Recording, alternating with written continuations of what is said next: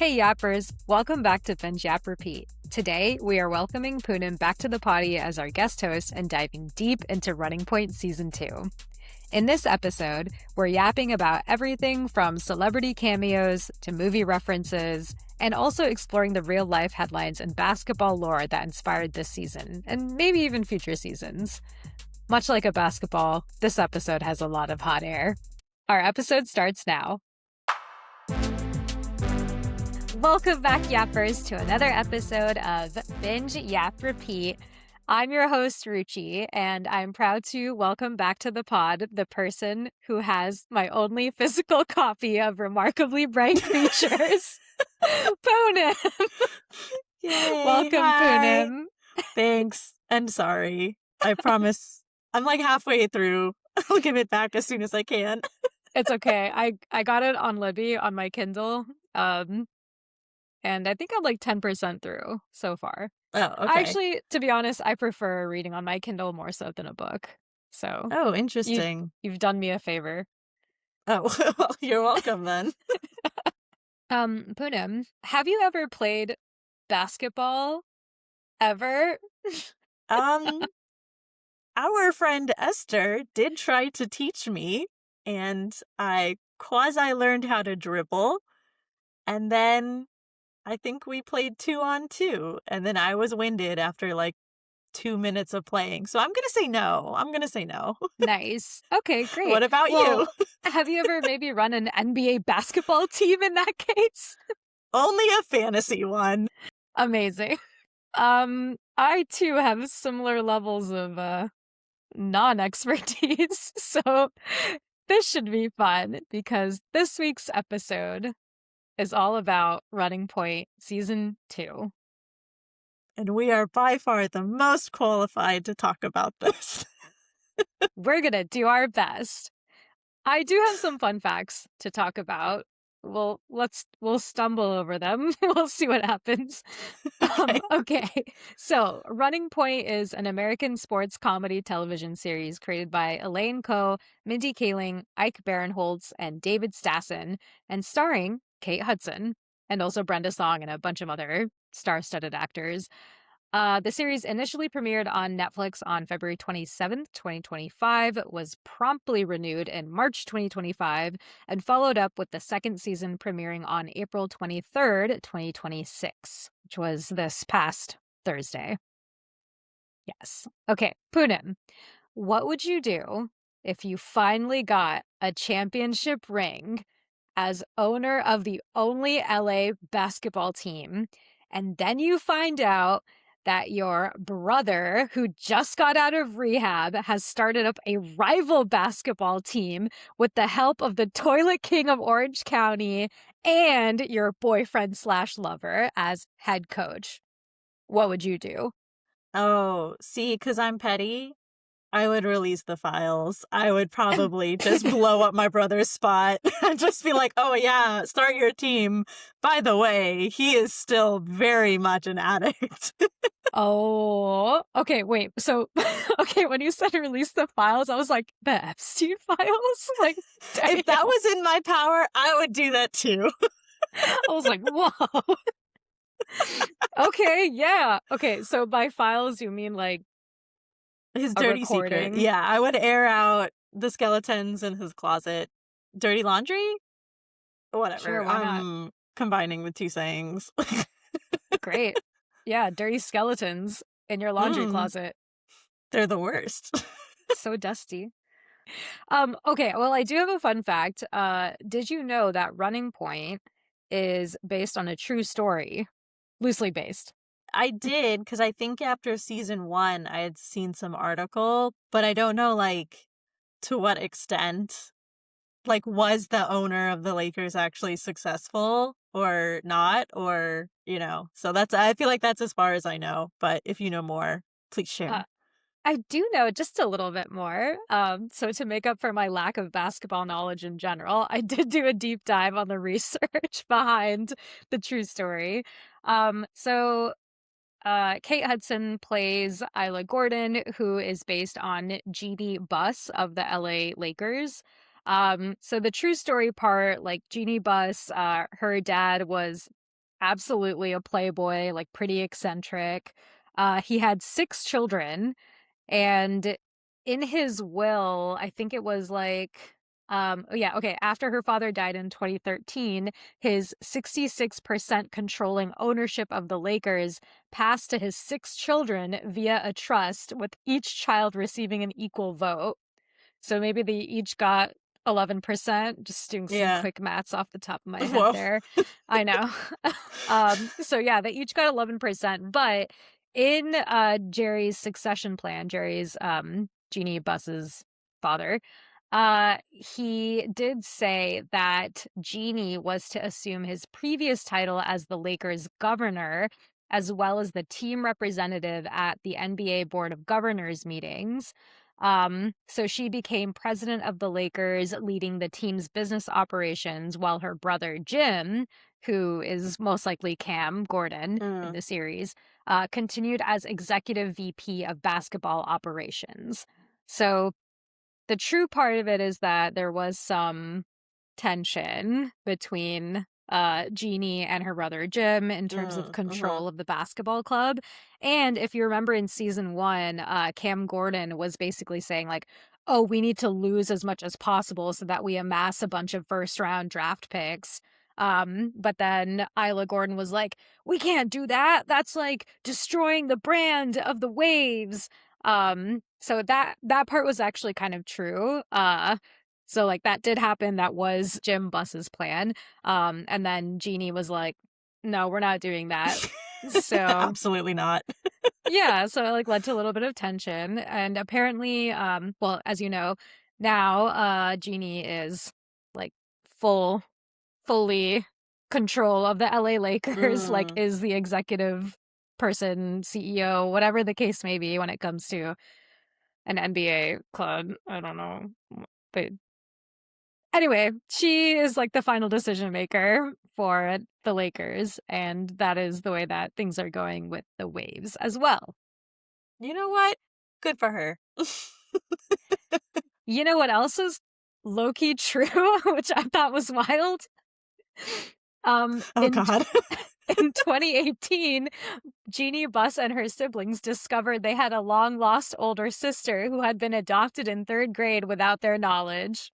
Okay, so wow. So the half sibling part is true. That's Mm-hmm. crazy. That's funny. Yep. Kind of wild. I don't think, like, I don't know what the working relationship is between Hmm. the Buss children and this long lost sister. I have a feeling it may not be the relationship between the Gordons and Jackie. Probably not. I can't imagine. Yeah, but at least the fact that they do have a long lost sibling is true. So that was an older sibling, and Jackie's like the youngest. Yes. Oh, Yeah. interesting. Oh yeah, so it's got to be like way different. Yeah. Let me see. Yeah, it is the oldest sibling. Her name is Lee. First child of Dr. Jerry Buss and Joanne Mueller, given up for adoption because her parents didn't have the time, finances, and resources to raise her the way they felt she deserved. Because he didn't own the Lakers yet. Oh yeah, sometimes to support a family in this economy, it helps to own an NBA team. I think. I think so. I mean, yeah, that wasn't that a plot point of this season of Running Point. It was like, oh, we don't have enough money to like pay the dancers what they deserve, but we somehow have money for this $200 million contract. Yeah, yeah. I feel like you could see it pulling from like real life stuff because remember after uh what is the Dallas Cowboys Mm, cheerleaders, the first season came out, then it came out that they got like paid pennies for the amount of time that they spend. yep. So I feel like that was like their way of like tying into like real world headlines, dynamics in sports leagues? Question mark. Yeah. Okay, what were your thoughts about that storyline? Because I felt kind of mixed about it. Yeah, I feel like I felt a little mixed. I don't think it warranted like its own kind of episode per se, and you kind of see Isla being very much like not a girl's girl and like towing the company line. But yeah, I mean, I guess like the happy ending is they get a better locker room and they get a pay raise and like health insurance, which is like great. They're also not in season the entire year, so I don't know how that works out. But I mean, yay. Oh, You finally came over, Isla. I didn't even think about the fact that they're like not in season the whole year. So like, do they have health insurance the whole year? That's a good question. I don't know. That's the thing. I don't know if they have to Affordable Care Act something the other couple of months of the year. Well, wait, like teachers also kind of like have a season in some ways, and they get paid health insurance, right? Correct me if I'm wrong.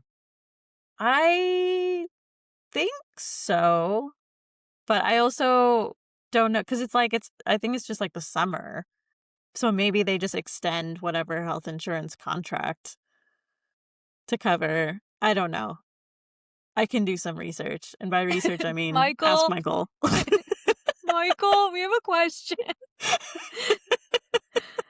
Yeah, I mean, I don't know what it is about the basketball season. This is where Esther would have been helpful. Yeah. I don't know what it's like for the basketball season, but it does seem like they have a lot of events that go on during the off season too. So like maybe Yeah. they don't have events for like a Tied to couple like games. Yeah. yeah, like maybe like 2 months and then they start like a preseason and then like, the actual season, then the playoffs and the postseason stuff. So it feels like there is a lot of activity going on. I don't Yeah. know how required the dancers are for those activities, but yeah. What I felt like my mixed feelings about that episode is that it just felt like contrived drama, or not contrived, manufactured drama, because they're like, oh, we absolutely don't have the money for this. And then at the end of the episode, they're like, Sephora sponsored your new locker rooms. You're welcome. And we also have money for your health insurance now. And Uh, and we're not going to tell you how or why if that happened. I mean, that just kind of felt like a theme throughout the season because it was also telling, um, what is Brenda Song's character's name? Allie? Allie, like, kept, like, kicking the can down the road about her raise, and then it end up, telling her that she can't get it, and, like, that was the incentive for her to go to Toronto, which they put on the bluest filter for all the Oh my Toronto God, I know. scenes. It felt like Twilight. I felt like we were in Forks, Washington with how blue they made the video. Yeah, I was like, what is this blue filter? You have to know it's cold, even inside the office. Yes. Oh my gosh. I was like, wait, what is that Twilight sound thing that's like, that's what Some it felt hoa like. hoa filter. It absolutely was a hoa filter. Oh my God. Okay, yeah. And then she comes back from Toronto and then she's fine. She's just working in the. Did she get her raise? God, I hope so. Not talked about. Not talked about. Not talked about. Great. I feel like for how they market the waves, it feels like it would be like a multi-billion-dollar franchise. And I feel like you can say that, we have to be very strict about the numbers, but it almost made it seem like they were like underwater. And I was like, is that how that works? Yeah. This is like how my mom would tell me that we didn't have enough money to afford a Lunchables when I was in elementary school. And I was like, oh my God, we can't afford Lunchables. Lunchables? Yeah, it does feel a little bit like that. Yeah. It's like, oh, okay. Something is sus around here. Yeah. Okay. Great. All right. So a lot of mysterious things that we really didn't get an answer. Like, what is the state of this club? I think the other thing that comes to mind is when the ceiling of the court just crumbles down Oh, yeah. and then they get a sponsorship from one of Isla's high school friends or college friends, at some pharma company, and then they have to redo the entire court with these words. And then I was like, shouldn't this have, I mean, okay, maybe they had a point about it, like, oh yeah, like, Sandy, you should have, seen this come across your desk. And he was like, I was distracted with Tommy White. And then everyone's like, okay. But like, everyone else is there and they see words being put on the court, right? Yeah. Also, I feel like for what it's worth, if you were to be sponsored by a pharma company, you would not be putting the name of the drug and all of the associated side effects and like all of the required language on there. You would just have the name of the company. Poonim, as someone who is in this field, It just made me chuckle. Is there any scenario that would happen where you have to list, in addition to the drug that you're marketing, you have to list the side effects with it? Listen, if you're going to be advertising the name of a drug, a branded drug, directly to consumers, you have to list everything. But if you are sponsoring a basketball team, you don't need to advertise the drug. Just put the company name. I'm pretty sure, like, Novartis sponsors some team. You know what I mean? Anyways.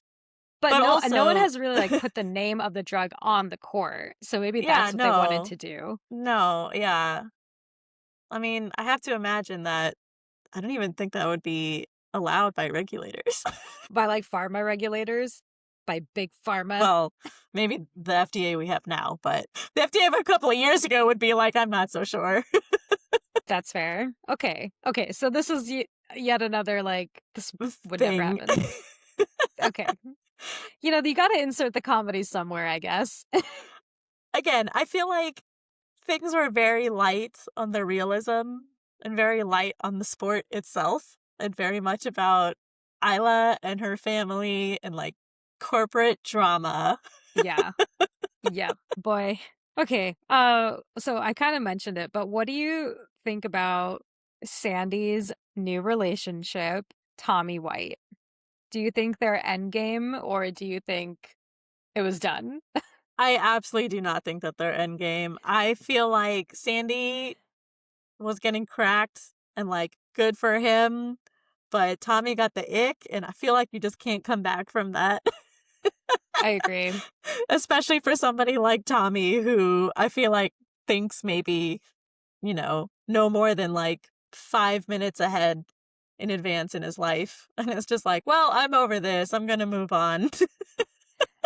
I did have one moment where I was like, maybe they are endgame, where Sandy and Ness are chatting, and Ness is like, oh, you're just so used to dating 5s and 6s that like this is your first time with an A5 Wagyu steak or whatever, and you're like getting heartburn, and that's what this is. But your body will adjust. I burst out laughing. Yeah, and then after that, plus there's like that touching moment where he was like, "Oh, Sandy, remember you have to follow through with the basket." I was like, "Wait, this is so cute. Maybe they are endgame." And then he got the egg. I also feel like he's the type of character that like Mindy Kaling always likes to write. Do you remember from the Mindy Project where it was Josh Duhamel, I don't know how to say his last name. And he's like some skater boy. And Mindy was just like, my body is very attracted to your body. But when you speak, my brain gets angry. Oh, I feel like that's Sandy. Yeah. That's Sandy with Tommy. Yes, I think it is. Yeah, that's fair. Oh, Sandy. I was kind of surprised why it didn't work out that much with his his ex, the reality show star. I think it was like what was his name, like Charlie or something?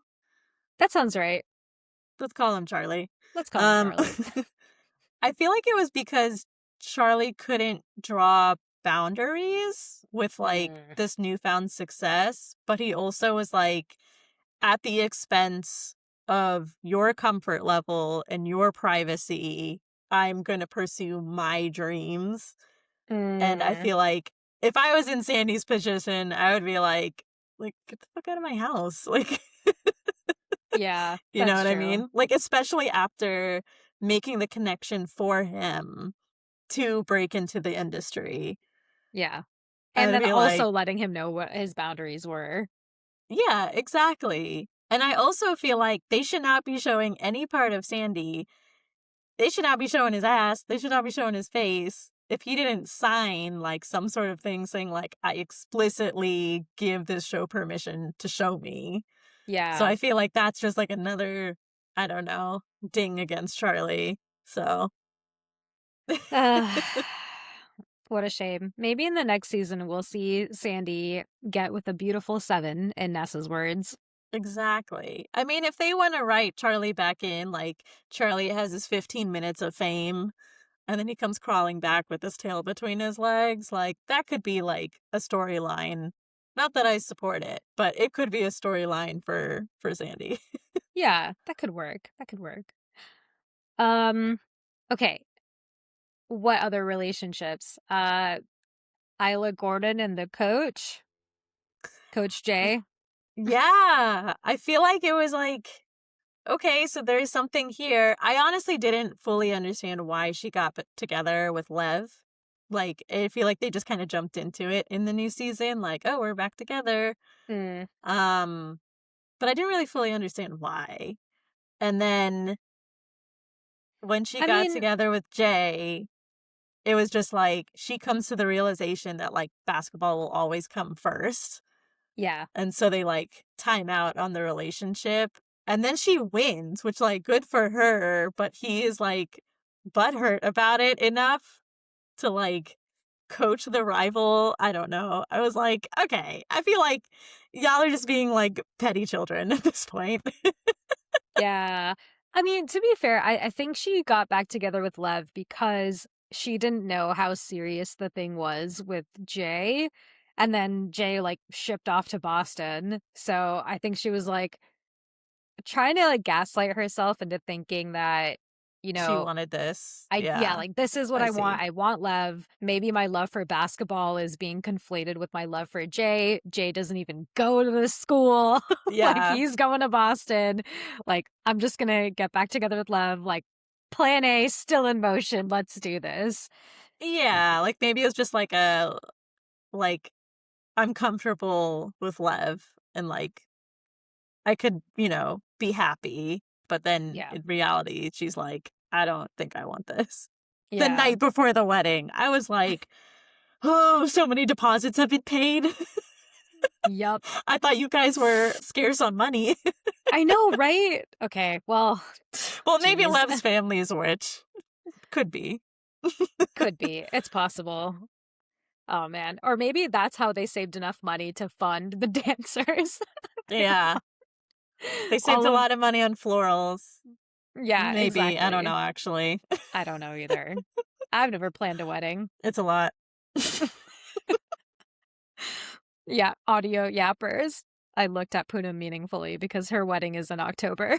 So she has the inside scoop to planning a wedding. It's a scam. Hmm. Get married at City Hall. Oh, okay. No, it's just as soon as you say wedding, the vendors just kind of, I think, inflate their prices in a way that has outpaced probably every other industry, and I think it's just gotten worse since COVID. Oh God. So, in the words of our friend Esther, who we referred to earlier, when she and her now husband were planning their wedding, and we were like, oh, like, how has it been like sticking to the budget? They responded with, what budget? So Yeah. that's the inside scoop. You probably didn't want to hear it, but it is what it is. Great. Great. Yep. Cool. So, what would you say are the consequences of canceling a wedding the night before? I mean, outside of the financial cost, I think you're gonna have a lot of pissed off vendors, and I think you're gonna have a lot of nosy ass people trying to figure out what happened. So you are gonna have to deal with that blowback in the coming weeks. And like, Mm. Sure, if you're the one that called it off, maybe you're, like, fine handling that, but if you're the one that got broken up with the night before and you're still reeling from that, I'd be pissed. I'd I be think like, I would just go "You're off the paying for grid. everything." Yeah. I'd be like, "Great, you can handle all of the costs associated with this." Yeah, that's what I would do too. Yeah. Okay, so the real life story is that Jeannie was married to this tennis star, I think. Oh, never mind. Buss married volleyball player Steve Timmons in 1990, but divorced after 3 years. And then the reason that they broke up was actually because Jeannie was always putting her job first over her relationship, like always the family, the club, like all of that stuff would come first over her relationship. And she also never had children for that reason because she didn't want to miss any work milestones and also didn't want to miss any like children like milestones. So then she was just like, okay, well, I'm not gonna have children then. So Jeannie Buss does not have any children and she is 55 years old. So then, after she got divorced in 1993, she started dating then head coach of the Lakers, Phil Jackson, in December of 1999. Wow. And they became engaged in 2013. So they were basically dating for almost 13 or 14 years. Wow. And then on December 27th, 2016, they announced the termination of their engagement on Twitter. Sad. Sad. Yeah, so they were together for about 17 years, engaged for 3 or 4 of those years, and then I guess ultimately decided that it wasn't gonna work out. But yeah, I think they're still friends. It seems like they have a great working relationship. She, like, still asks him for advice about the Lakers and everything, so yeah. Oh, okay. I Yeah. wonder how Running Point will treat this Yeah. storyline. Yeah. Well, I feel like they're setting up a relationship with the hockey guy, the hockey Oh, family who shares the stadium. I feel like they're really pushing that. Like, do I feel like Jay is gonna be endgame? Probably. But I feel like there's gonna be, like, another relationship in the mix in season 3, and he's gonna be like, "No, I'm sorry, I love you," and come running back, and then she's gonna drop hockey guy like a hotcake, and then be like, "Basketball, my one true love." Also yeah. Jay. I see that too. Like, depending on how many seasons there are, it sounds Yeah, like we've got an opportunity for a Luke McShay yeah, relationship. Unclear how serious that will be. And then afterwards, she'll go back to Jay again. yeah. I could see that. Yeah. Well, okay. Another real life parallel is Jeannie and Magic Johnson running the Lakers together. Very similar to how Isla Gordon put that other like longtime basketball player in as like the basketball operations guy. I don't know what his name is in Oh, the show. yeah, I don't remember. I always just see him and think Magic Johnson anyway. Magic. Yeah, but it's obviously not. Okay, wait, let me look this up. Magic Johnson, running point. Oh no, No results. no results. Okay, I don't know who it is, but anyway, this was like more of a plot point in season 1 where Isla Uh, Gordon brought up this the basketball player from the Waves as her operations guy, I guess. They didn't really explain his role too much, to be fair. But that is similar to what Jeannie Buss did. So, at the time I said before that Jeannie Buss's brother, Jim, was like the basketball operations dude, and then she was the president. But there were times where her brother would do stuff like trades and everything and like wouldn't mm, consult her on them, even though he should have. Um, so then I think it was in 2017 that Jeannie fired Jim and this other guy, Mitch something or other, and then hired Magic Johnson as the mm, operations person, and then she was the president. And so they were like kind of running it together for a bit, mhm. which was actually part of her dad's initial vision. Yeah. Yeah. Okay. So yeah, like surprisingly a lot of parallels from this comedy show and real life. Interesting. I thought it just like started ended with like this woman becomes like the president of like a premier basketball team with this like family, but I didn't realize it carried through the rest of Yeah. the story. Yeah, it does. And so there's like a couple of things that I wonder will happen in the next season. So I don't know if you heard about this trade, but there is a trade with the Lakers and Luka Doncic and Anthony Davis. Did you hear about this? No, my basketball news was that Klay Thompson cheated on Megan the Stallion. Oh So, shit, he did? girl, I you didn't know? didn't Anyways, know that. how dumb do you have to be to cheat on Megan the Stallion? She's the stallion. Two Tell E's. me, tell me about this trade.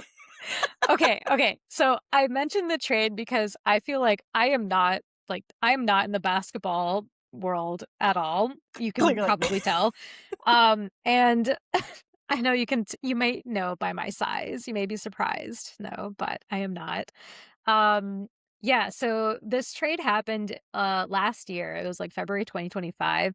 Just like everyone was going crazy on social media about Oh, this. that one.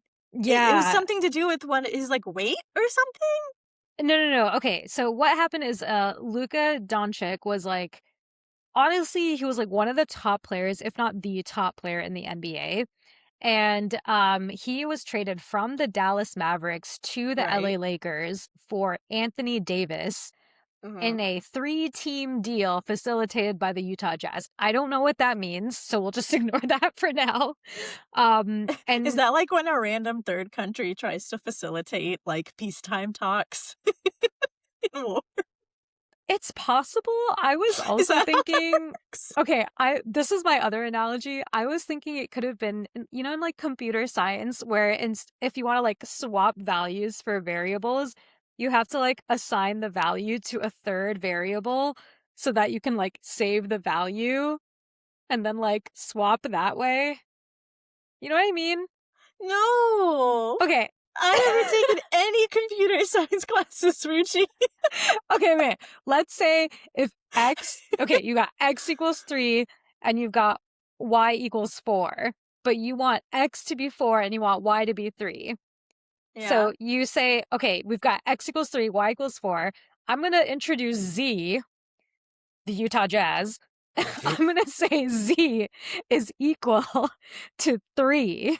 So that way I make y equal to the Z value, which is 3. Yeah. Wait, no. I make y equal to z. So now both y and z are 4. And then, are you with me? Are you with me? I cannot emphasize enough how very much not with you I am, but I'm thinking, like, you have 2 boxes, you wanna swap the content of the boxes, you have a 3rd box to put That's exactly it. You've got a staging area.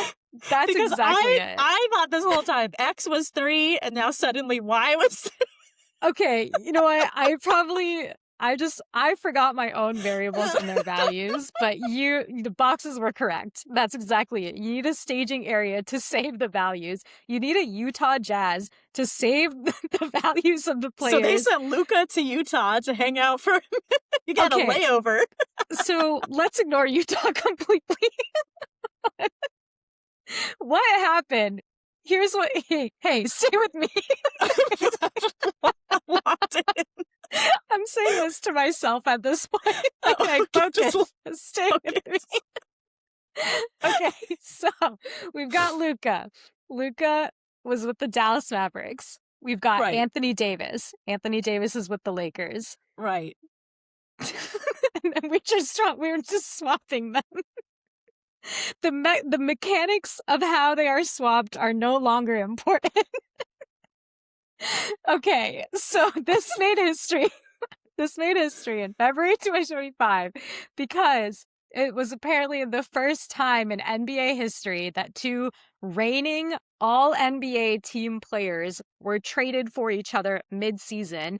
But not only that, it was hella lopsided because, as I said before, Luka was like the like best like person in the NBA at the time, and the fact that he was being traded for Anthony Davis, who was good, but also he is a lot older. He's like apparently 6 years older than Luka, and yeah, he's just like, it feels like he's like on the outs, whereas Luka is a rising star. So it's like, why in the world would you trade these two people?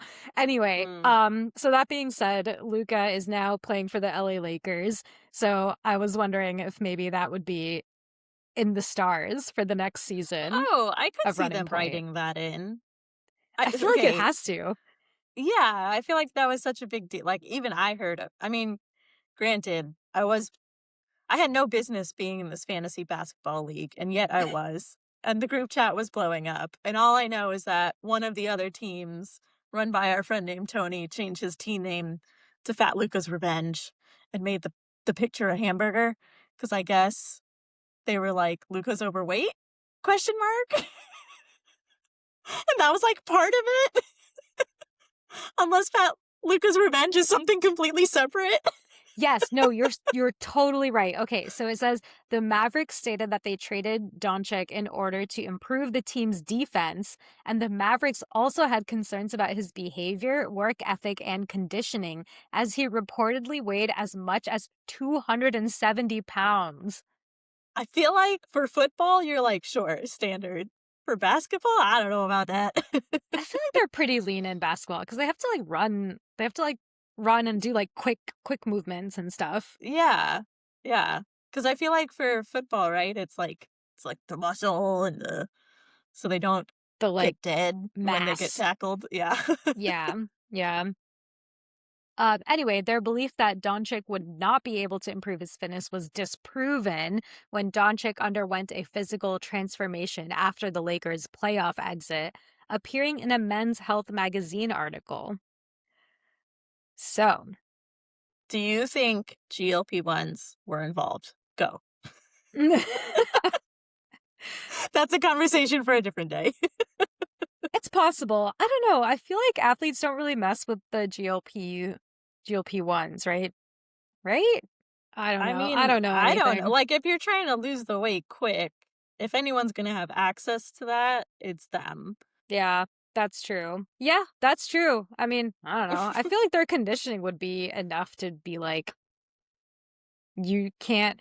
Well, because you know what, guys, like, it's like their metabolism is so high that no matter how many calories they eat, like, they have to eat so many calories in order to gain muscle and, bulk up or whatever. Yeah. Just stupid. Again, a conversation for a different day. Yeah. I'm gonna get heated. Yeah. I mean, maybe it's also just nature of leaving Texas. Maybe he's just like a really big fan of barbecue. And I don't know. Everything's bigger in Texas. I'm just pointing out, including Luca. for potential reason. It's possible. Well, Because anyway. I could have sworn there was somebody who went to a New Orleans team. I think Michael was telling me about this. I don't know. Maybe I'm making it up. Listeners, if you know what the hell I'm talking about, drop a comment because I have forgotten my point. Yappers, we are so out of our depth here. You cannot tell. Our little feet are flapping under the water. Oh my god. Okay, great. Well, anyway, apparently that trade was like the weirdest trade ever, and people are like, what is going on? Why would you make such a dumb trade? So anyway, we'll see what happens. I guess my question for you, with your vast knowledge of the Lakers players and the Waves players, who do you think is Anthony Davis on the Waves? Like the Anthony Davis analogous player. Okay, so you just told me that he was older. Yeah. So maybe Marcus, but is he as like big of a superstar as Marcus is? Or is Marcus like LeBron? Well, Marcus also had an Achilles tear, so. Marcus also went to China and got some suspicious treatment and then Yeah, was okay. running on that knee. And I'm like, I feel like you have to go through a lot of conditioning just to make sure that this thing works. I low-key, that felt like kind of an Air Bud moment A in the little bit of a way red herring. Yeah. yeah, in the way that he was like, "Yeah, I just went to China and got, like, this experimental treatment, and now I'm good. Also, I'm gonna conveniently have an Achilles tear, and that's gonna end my season." Yeah. What? Is there I'm no like, experimental magic procedure in China for an Achilles tendon? I don't know. He hasn't looked yet, probably. He's Oh probably my god. Googling it right now. Because if it was that easy, I think we need to send half of these guys to China for the experimental procedures. Yeah. Wait, so then I was also confused because I really thought that the ACL, like I assume he hurt his ACL, like tore his ACL or whatever. I thought that was a worse injury than like the Achilles, right?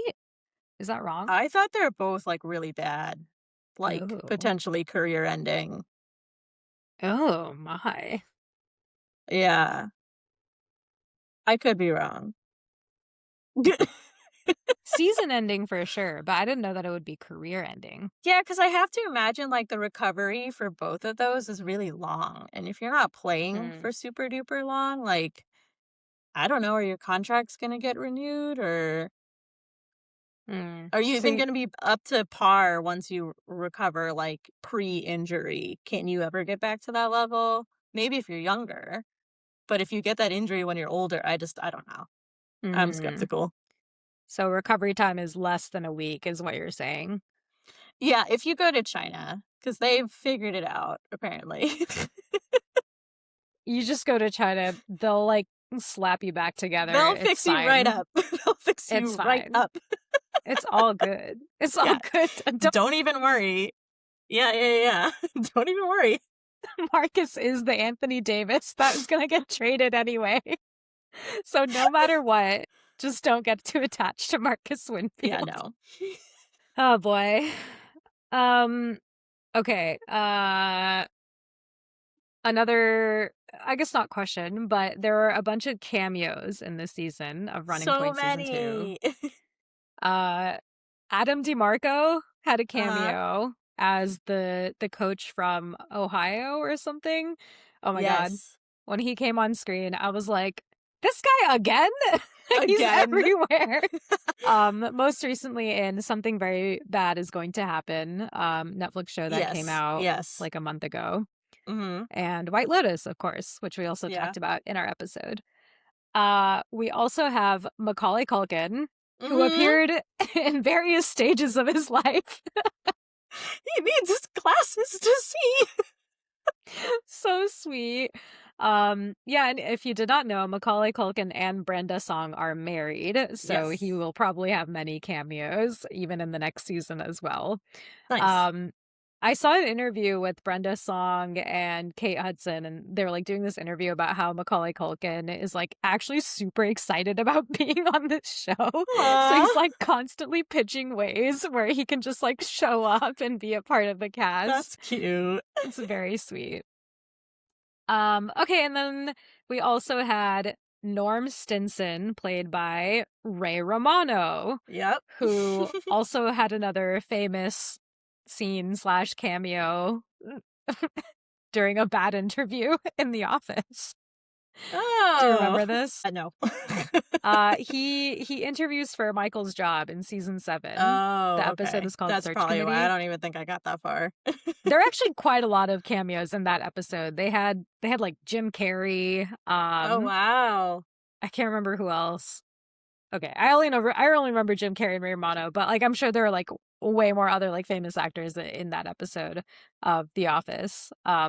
But yeah, it's quite funny. He asks for a relocation, and then they're like, "Why do you need a relocation when you live in Scranton?" And then he was like, "I want to be further away from my coworkers." And they were like, "What?"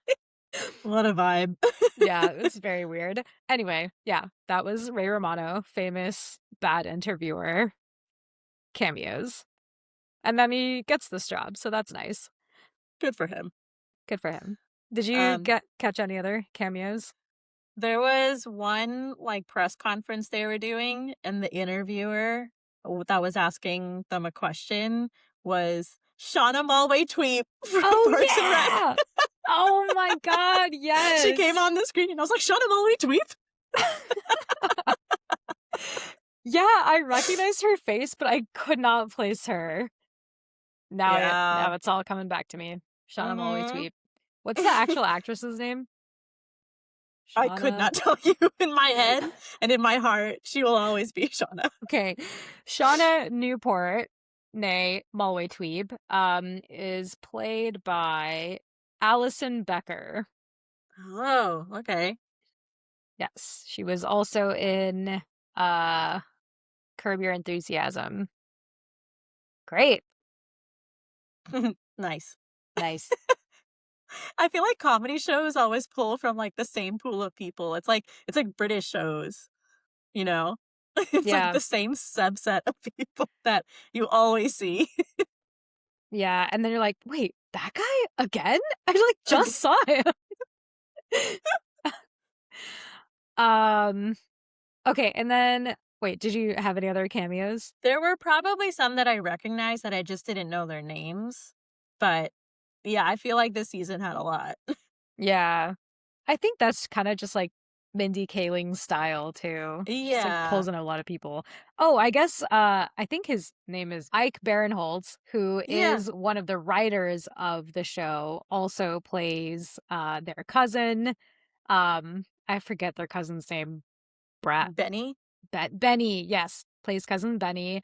Also in the Mindy Project as Yeah. a side character. He's a nurse at their Yes. practice. Yeah. Uh-huh. Yep.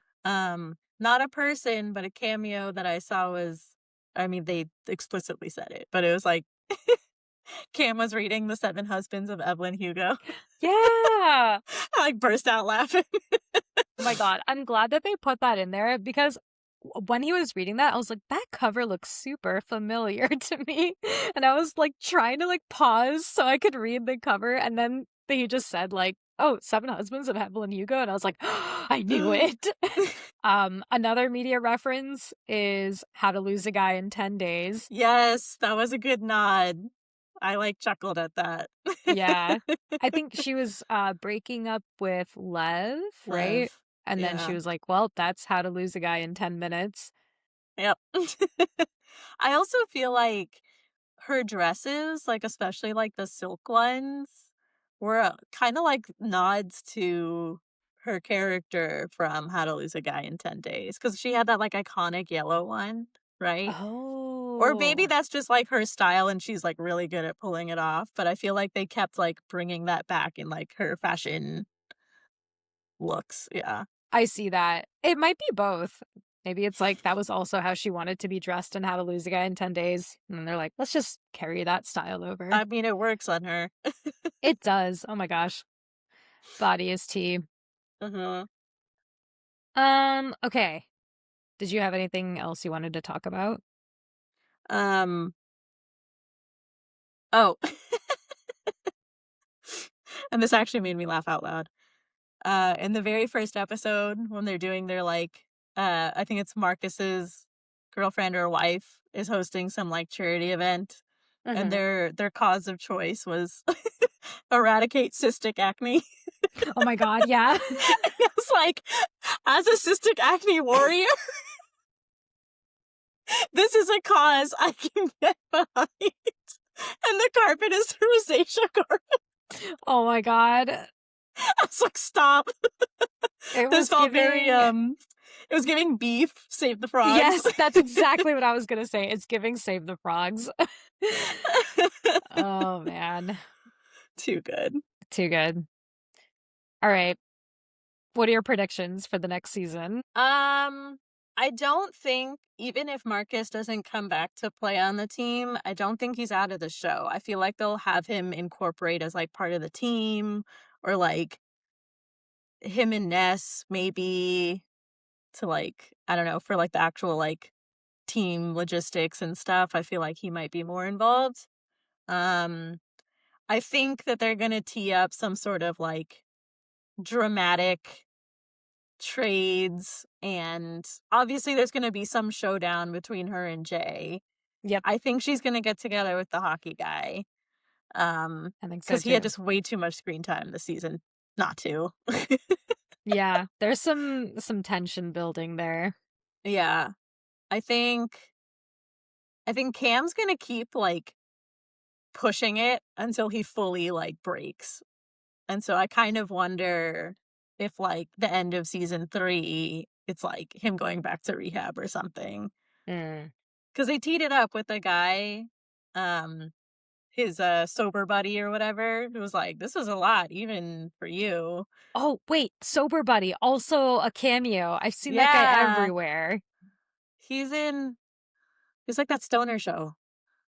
It's really funny. Blake Anderson plays Yes. Leroy. Yes. Workaholics. Workaholics. Yes. Okay. That's yes. Also, the fact that he could be mistaken for anybody's sober buddy because he plays these characters, right? And I understand casting, like, good people and, like, comedic talent, but I feel like he's one of those people that you can't separate him from, like, past characters he's played, Yeah, you know? yeah. He just has that unique look, Yeah. which is Yeah, yeah, yeah. like stereotypical, to be honest. Oh man. Okay, yeah. I think for the most part I agree with your predictions. I'm kind of excited to see how they will play the Luke McShay Yeah. theme. I guess like part of me is because I did this deep dive on the parallels to real life. I was like, "Oh my god, maybe they will end up getting married. Like they'll end up marrying Isla Gordon and this Luke McShay person and then they'll divorce after like a month."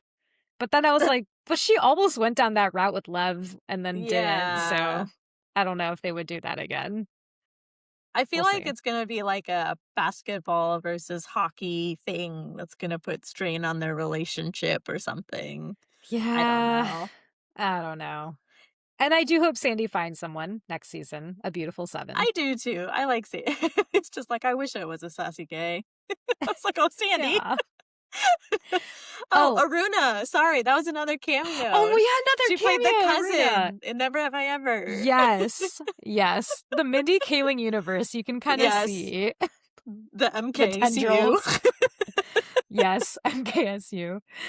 I think the another thing that they're teeing up is Allie and Ness. Yes. I feel like they've been showing them more together. Although I Yeah. feel like there's not a whole lot, like, chemistry-wise. I Yeah. think maybe they'll, like, fall into it in the next season, but I feel like right now there's nothing there. They're just kinda, like, laying the groundwork. Yeah. Well, I You know also what I mean? think Allie is still married to her Yeah, husband who wants to be a stand-up comedian in Austin. in Austin. So I think that is gonna probably go poorly, as you would Yeah, expect. And then maybe tee it up for Allie and Ness yeah. storyline. Because we didn't see Batuin at all this season either. No, we didn't. Um, I don't even this isn't even prediction. This is I hope that there's less of, like, the Dyson dating storyline. Oh That felt a yeah. little bit, like, unnecessary to me. I like I don't totally know. forgot about that storyline until they showed them at dinner and I was like, "Oh yeah, that guy." That guy.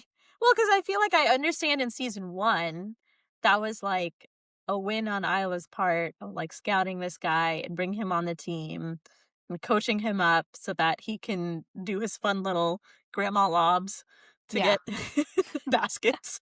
Yep. But, like, in season 2, I just don't think he's, like, as important of a character. And they're just like, "Okay, yeah, negotiate, like, know your worth, get a better contract, blah, blah, blah," and then random dating arc, question mark. I was like, I don't know. Yeah. It's not working for me, I think. Yeah. I think this is the other thing that kind of confused me with this season of Running Point is that I felt like Isla's role was not very cohesive. And like maybe this was the point is that she would kind of step in to solve problems left and right and, like, put out fires left and right where it's not really within her scope to do that. Like, Yeah. it was a situation between players, and then she stepped in and kind of set up Travis with this other, like, WNBA person, um, to, like, help solve his love life, which also, to be fair, was, like, Lev's idea. Oh, yeah, I guess that's true. Yeah. And I was like, "Okay, great." Great. But then that was also, like, a coach's problem, and then there Yeah. was, like, another situation going on with Al, and there was, like, another situation going on somewhere else with some other player, like, the relationship between her and Marcus Winfield, I felt like, is what we've seen in other movies, other sports movies or other sports TV series as being the relationship between, like, a coach and the player. So I was, like, kinda confused about, like, what her scope of work is. Scope of work. Quite a bit of scope creep, if we're gonna be honest. Yeah, I was like, "Isla, you need to learn how to delegate more as a woman in power. You can't be doing everything."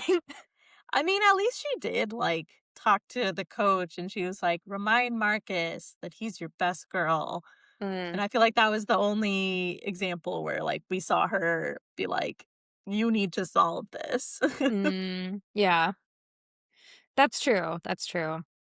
Yeah, but I was just like it always kind of just felt like she was playing the hero, like, every Yeah. situation, it was like, "Oh, like, this is the coaching technique, like, we have to do it Chicago style." That should have been the coach's realization. And Michael even said the same thing too when we were watching yesterday. It's like, Yeah. I was like, "Norm, what are you doing here?" yeah, get with it, guy. Yeah. Ugh, wild. Anyway, okay, regardless, I think predictions on point. Um, who haven't we talked about? I guess that's it. Cam, I mean, there was like Al. Jackie Oh, yeah, and Jackie, yeah, Ness, Sophia. Cam. Sophia's his girlfriend, right? Mhm. Yeah, okay.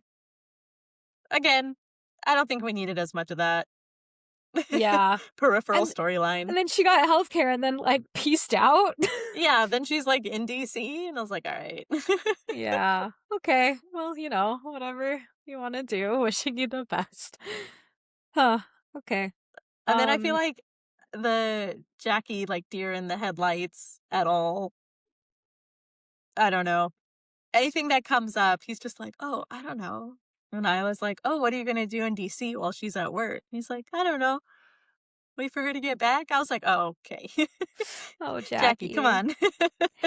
I do appreciate that. I feel like Jackie had much more of a growth, arc this season compared to last season, and I feel like he has trajectory even for season 3 because he's gonna get a promotion and start doing a lot more in season 3. So I'm excited to see how that plays out for him. Yeah, I would agree. All Anything right. else you wanna talk about before we move on to ratings? No, I think we covered all there is to cover and even And then stuff some. we didn't even know how. So, Yeah, we truly peanut buttered as much as we could about the NBA stuff. yeah, but just shooting from the hip, off the Mhm. dome. Classic. Okay, ratings. Quality and enjoyment out of 5. I would put enjoyment as 4 because I actually thought it was pretty funny. There were some parts that I definitely laughed out loud. I think Mindy Kaling shows are always so, like, quick with the dialogue. So I like that. I think quality, I don't know, I'll say, like, a 3. Um, like, not terrible, not fantastic. It was just, like, a nice, fun show to binge on a Saturday afternoon. So, yeah, Yeah, I would completely agree. I think same ratings. Quality nice. 3, enjoyment 4. I wasn't like Alignment.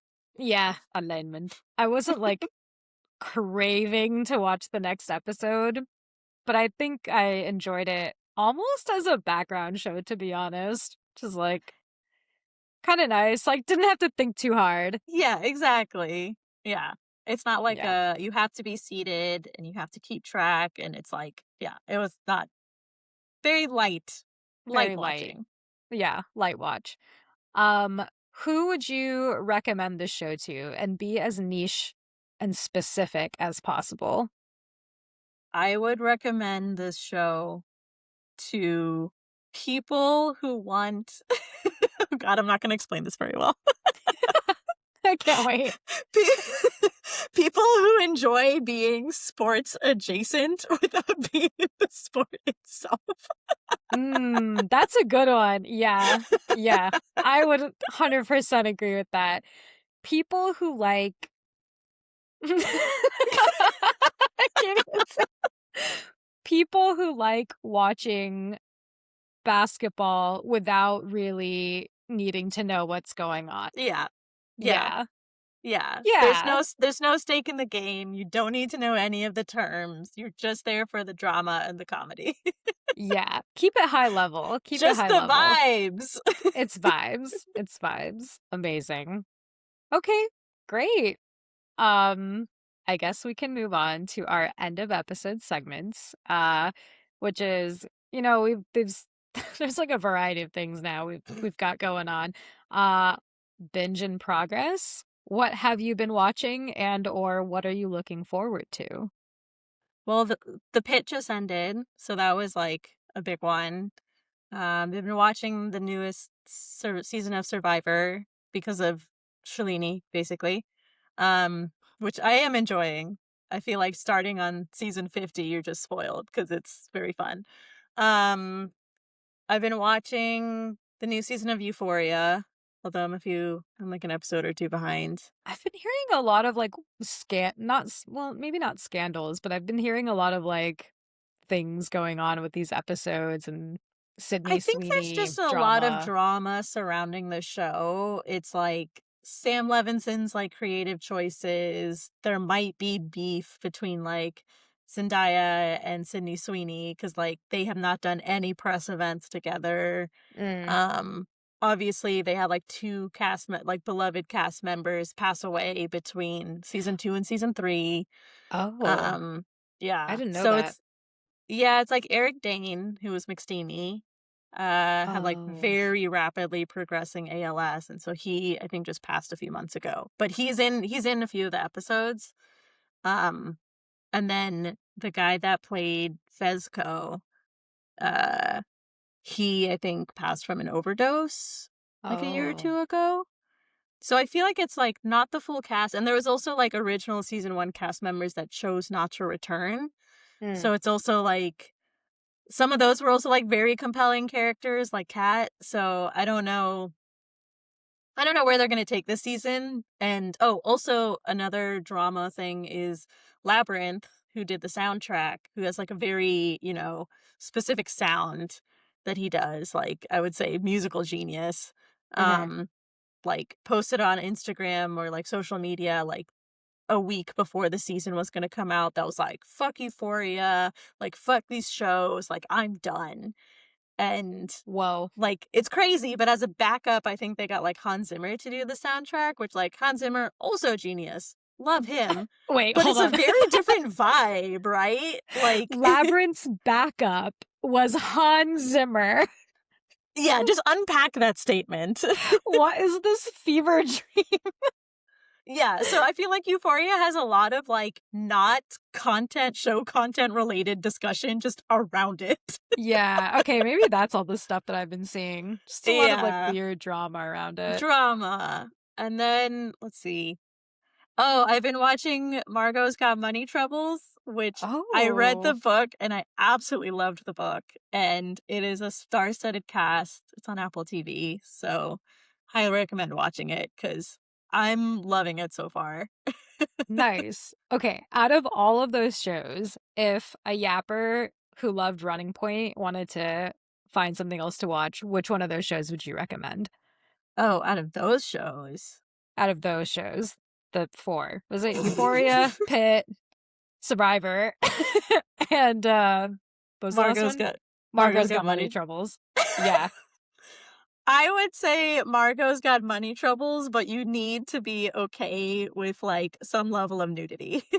It's not like, a PG-13 comedy show on Netflix. It's like It's very good.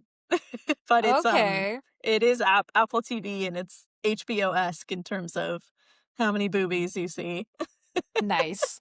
Yappers, Nice. I do think Poonim and Shalini are going to do an episode on Margot's Got Money Troubles when the finale is out. I think in like a month or so. Something like that. I don't think it's very long. I think it's maybe like 8 episodes. Okay, great. So if you liked Running Point and you're okay with nudity, Margot's Got Money Troubles is the show There for you go. you. If you liked Running Point and you're maybe not okay with nudity, there's another Apple TV show, Loot, which I feel like has similar Oh, vibes to yeah. Running Point. So yeah, very like wealthy protagonist in a new environment, women in power Like stepping into vibes. a new role and simultaneously finding themselves. Yes. So if you liked Running Point, those are our recommendations. And we also have a BYR episode on Loot. So watch Loot Yeah. and then listen to our episode. Okay, great. So we're trying out this new thing called This Week in Entertainment because Shalini is off social media. So I keep making references to things and she's like, what? And so Oh my God. we're doing this segment to also let her know what's going on.